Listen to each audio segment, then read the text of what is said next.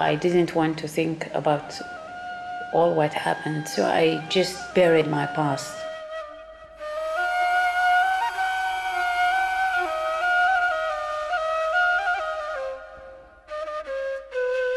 There were 38,000 Jews living in the northern part of Libya at the time. Today, there are none left, Mafdal had. The community is totally extinct.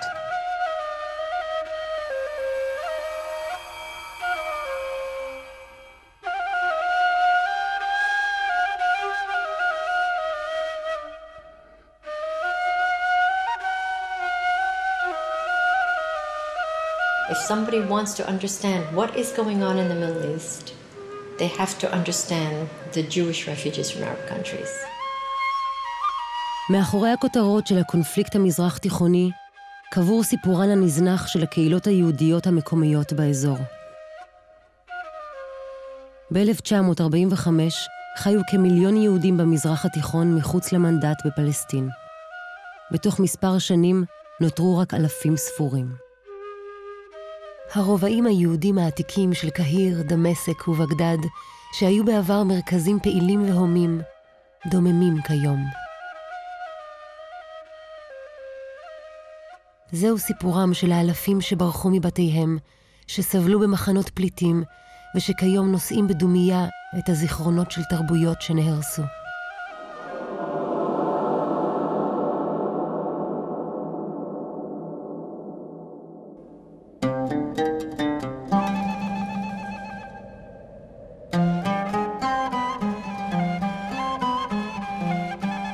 I was in Los Angeles on a business trip. I was in a hotel. There was a young lady in her mid-20s.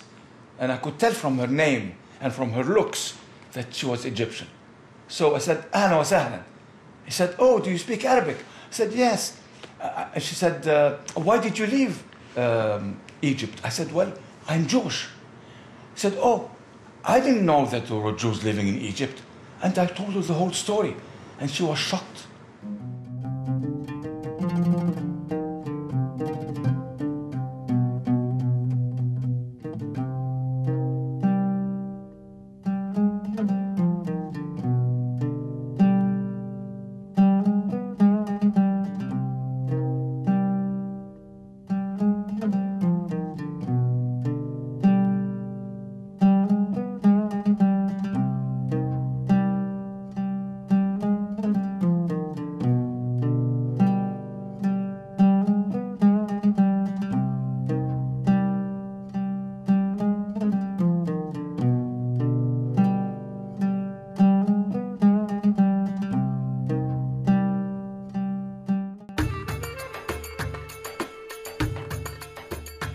Everybody already thinks of Jews as white Europeans.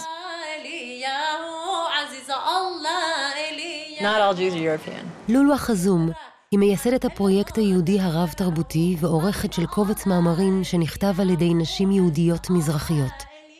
אביה הוא פליט מבגדד.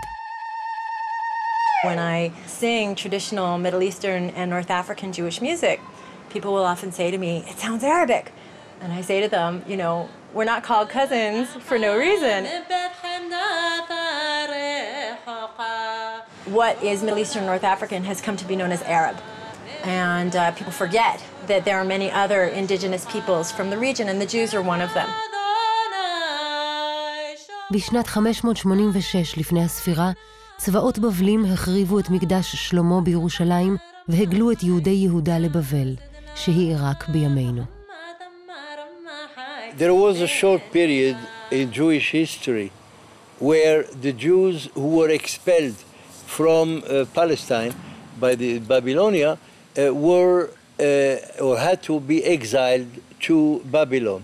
So many, some hundreds of thousands of them, nobody knows exactly, had to go there. My family is among the Jews who stayed on that land for the next 2,600 years until around 1950.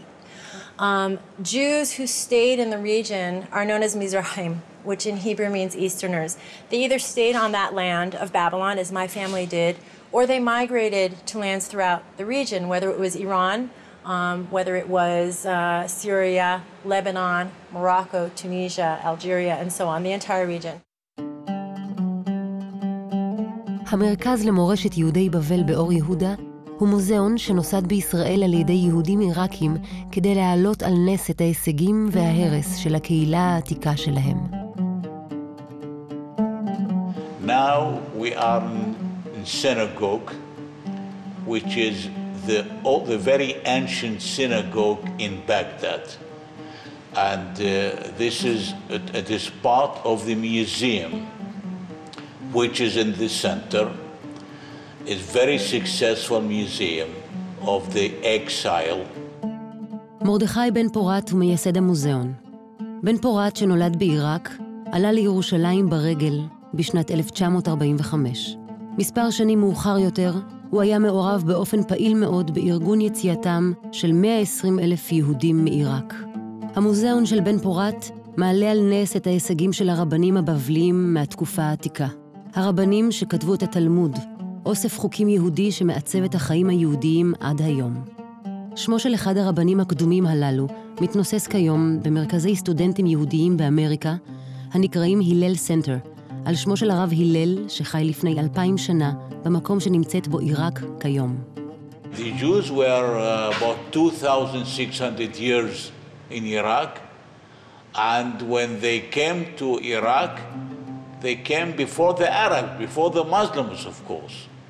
This question of precedence in territories is a very fascinating one, because many Arab countries say, oh, we are an Arab country, these Jews are like intruders from the outside, and therefore we hate them. That they could say in the Christian world. The Jews, for the most part, came to the Christian world after the war of Christianity. But in many of these countries, for example, North Africa, Egypt, Babylonia, Jews preceded the Arabs by many centuries, and sometimes by millennium. בשנת 622 הופיעה דת חדשה מתוך חצי האי ערב. בתוך שנים ספורות כבשו צבאות מוסלמים ערבים את מרבית המזרח התיכון. יהודים מזרחיים מצאו את עצמם מכונים במילה הערבית דימני.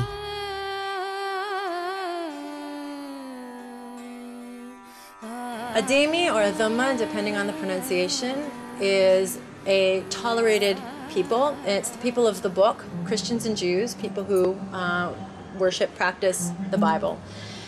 And according to Islam, this is a group that's supposed to be protected. What that means is, as Islam conquered the entire Middle East, North African region and killed people in the name of Islam if they would not convert, the Jews and Christians would be spared their lives.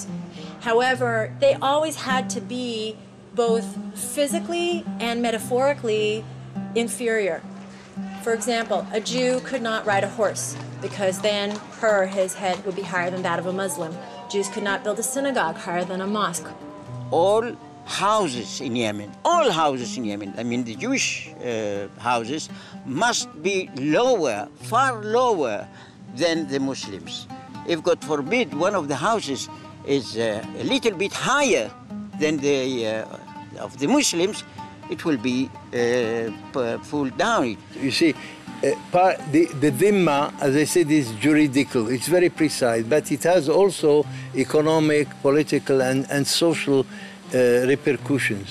And there are many of them. One, for example, the Jews and the Christians, by the way, had to wear special items of clothes in order to differentiate themselves. For example, the yellow patch. That's not a Nazi invention. It was invented back in the 8th century, and the Jews and the Christians were forced to wear it. The Jews and the Christians could not ride the horse, because horse is a noble animal. Only Muslim can. Jews and Christians had to ride the donkey or to walk on foot. And Jews and Christians could not build any house of prayer.